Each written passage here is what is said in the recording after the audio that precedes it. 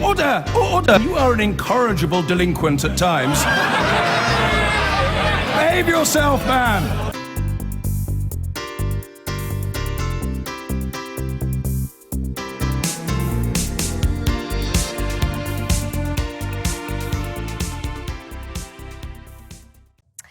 Now, be afraid, be very afraid.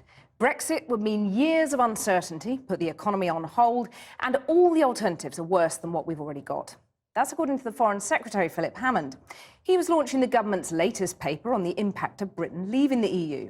But the Work and Pensions Secretary, Ian Duncan-Smith, was scathing about his cabinet colleagues' analysis, calling the report a dodgy dossier that won't fool anyone. Our political editor, Gary Gibbon, reports on how some in the city think Britain will cope if we leave the EU.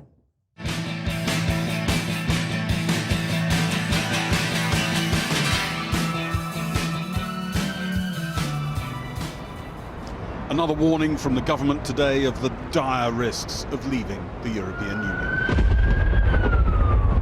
An official government report declares the options outside the EU would harm Britain. They will have no interest in helping us to thrive. The Foreign Secretary said a study of Norway, Switzerland, Turkey, Canada, anyone trying to have a relationship with the EU from outside, suggested Britain would lose out. Balancing the burdens and the benefits, none of the options that are remotely likely to be deliverable comes close to matching the deal that we already have on the table. The government report says full access to the single market would almost certainly require Britain to accept the free movement of people and substantial contributions to EU budgets. All possible models would definitely mean the UK losing its vote and vetoes over how EU laws are written. Ian Duncan-Smith, the Work and Pensions Secretary, called it a dodgy dossier. Another minister said it was like Halloween come early. Another voice of doom entered the debate today. Rupert Harrison from the multi-trillion-dollar investment fund, BlackRock. But he's not just any city voice. Until last year, he was George Osborne's chief economic advisor. His brains, some said, dubbed the real chancellor by others. Today, he unveiled a gloom-laden report from his new employers on the risks of Brexit. The EU would be pretty brutal with us. We think so, yes. Shares would fall. Yes. The pound could plummet. Yes.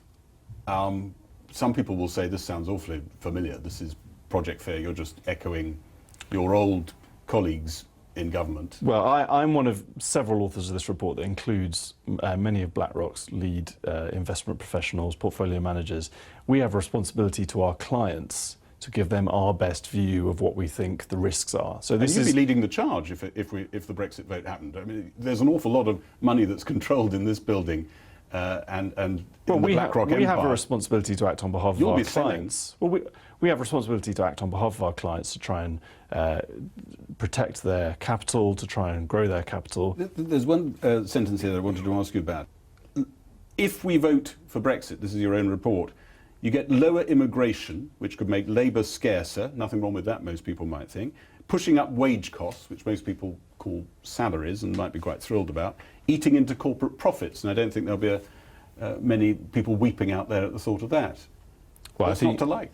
I think you have to put that in context of an overwhelmingly negative economic impact, certainly in the short term. So I think that on balance, we don't see this as being positive for employment or wages in the UK. This is very much a city analysis, yes, in which you talk about wage costs going up, eating into corporate profits, and to other people out there, that sounds like salaries going up because there aren't so many migrants. I think you have to put it in. And corporate profits are perfectly big enough as it is. Well, corporate profits feed into people's pensions and drive the economy, so it's not necessarily a good thing to have lower profits. But I think you have to put this in the context of the broader economic picture. We are not painting a rosy economic picture that's going to be good for employment.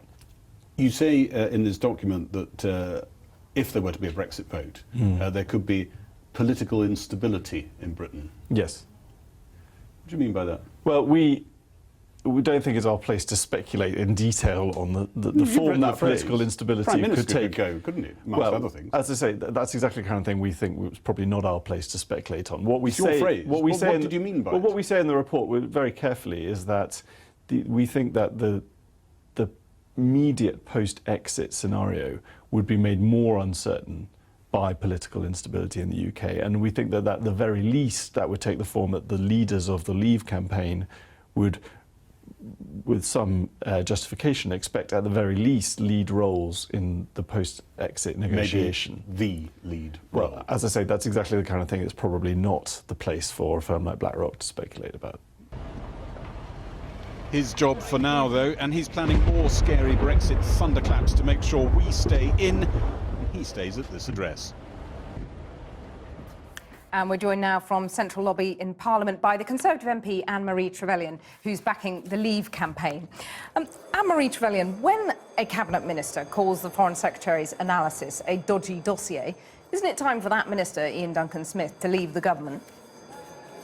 I think we've got a very clear position here, which is that the Prime Minister has said that people should follow their own convictions and stand on whichever side of the argument, be it leave or remain, that they feel is the right one as far as they're concerned, their constituents are concerned, and what they feel is best for Britain. OK, but what that results in is this unseemly spectacle of the party tearing itself apart. These are very, very important questions, and what I hear day after day is that people want to know facts, clear facts, issues they can talk through in the pub, in school, in their businesses, so they can make a decision. This is a decision for the British people, not for hedge fund managers who think they can make a quick buck off some slight, variations in market economy. This is something that everyone out there will have a vote on. We politicians are simply here to move forward the debate.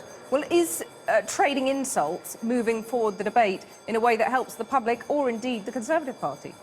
Well, I hope very much, and all of our 2015 intake of MPs have committed to a civilised process through this, but we have strong convictions, and debate is all about presenting your case, and the other side is always going to have a different one. I have no problem with that. A civilised discussion and a presentation of the facts as each of us has experience and beliefs is a sound and constructive way to make progress on this debate. Did Ian Duncan-Smith overstep the mark a bit? It wasn't very civilised, was it? No, I think he's sharing his view. He feels that the debate... I've had a look at the documents today, and they are wholly negative. There's no positivity in it at all. It's a very one-sided presentation of how markets might behave, the sort of relationships we might build, and it has a sort of very pessimistic view. I'm an optimist. We're the 5th largest economy in the world.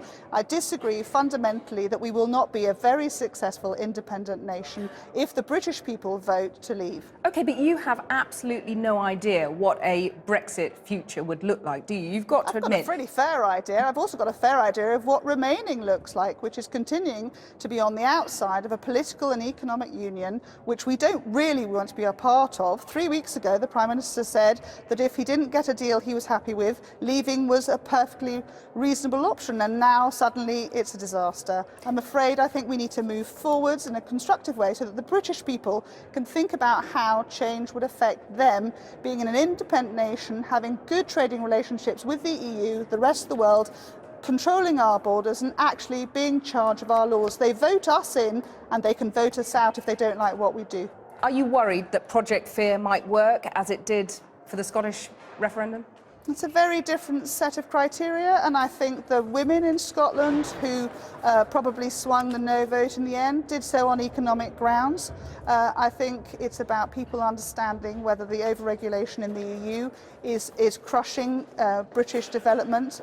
It's only 6% of the trade that's with the EU, big businesses, but the huge numbers of SMEs that make up the bulk of our economy and our workforce are lumbered with EU regulation that brings their businesses to a slower position than they would otherwise be. And I'm hearing very positive thoughts across the board. Anne-Marie Trevelyan, thank you very much for joining us. Pleasure. I've been getting away with it all.